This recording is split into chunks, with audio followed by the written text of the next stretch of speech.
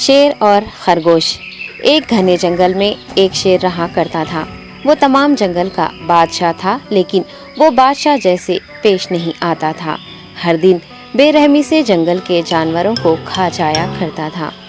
شیر کے خوف سے جنگل کے جانور چھپ جایا کرتے تھے اور خود اپنی بھوک و پیاس کو مار کر سخت مشکلات سے دوچار ہونے لگے تھے۔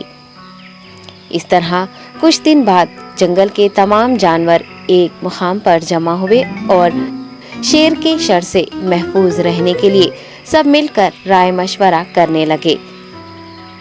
سب نے اپنی اپنی بات رکھی اور آخر میں ایک گیدڑ نے کہا، میرا خیال ہے کہ ہم روز شیر کے ہاتھوں مرنے کے بجائے ہم خود ایک بار شیر کے پاس چلے جائیں۔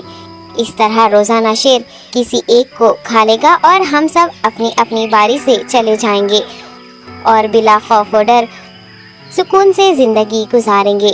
گیدڑ کے مشورے پہ تمام جانور رضامند ہو گئے۔ ایک بندر نے کہا، ٹھیک ہے، تمہاری بات بالکل درست ہے۔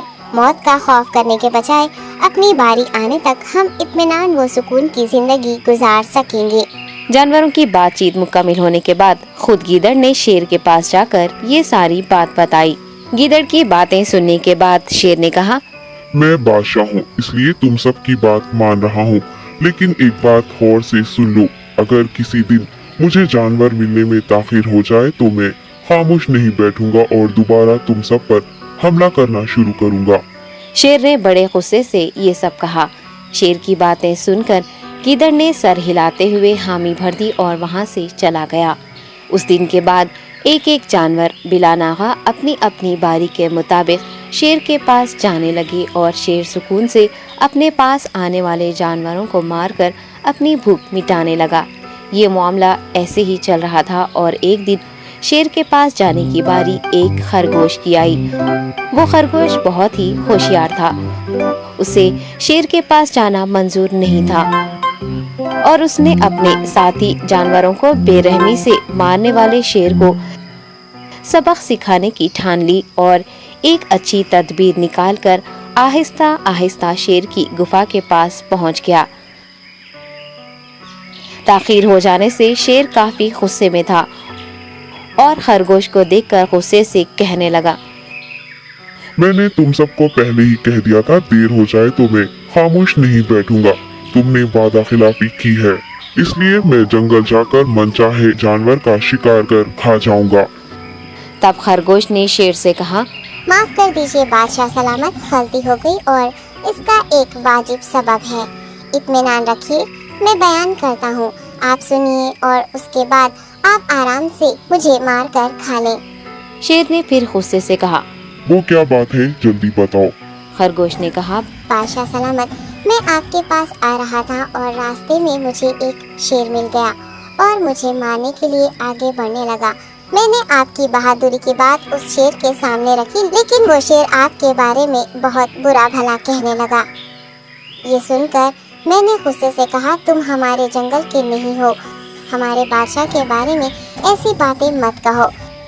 یہ سن کر وہ شیر مجھ پر حملہ کرنے کے لیے تیار ہو گیا۔ یہ دیکھ کر میں نے کہا، تم مجھے مارو گے تو ہمارے بادشاہ تمہیں ہرگز نہیں بخشیں گے۔ تب اس شیر نے کہا، تمہارا بادشاہ میرا کیا کر لے گا؟ میں نے کئی ہاتھیوں کو اپنے پنجے سے مار گرایا ہے، تمہارا بادشاہ ہو یا کوئی اور ہو، میرے ہاتھوں بچ نہیں سکتا اور میرے سامنے کوئی ٹک نہیں سکتا، میں اسے ختم کروں گا۔ یہ سب بدتمیزی کرنے لگا۔ میں نے اس شیر سے کہا، تم ہمارے بادشاہ سے آ کر بات کرو۔ تب اس نے فخر سے کہا، میں کیوں آؤں؟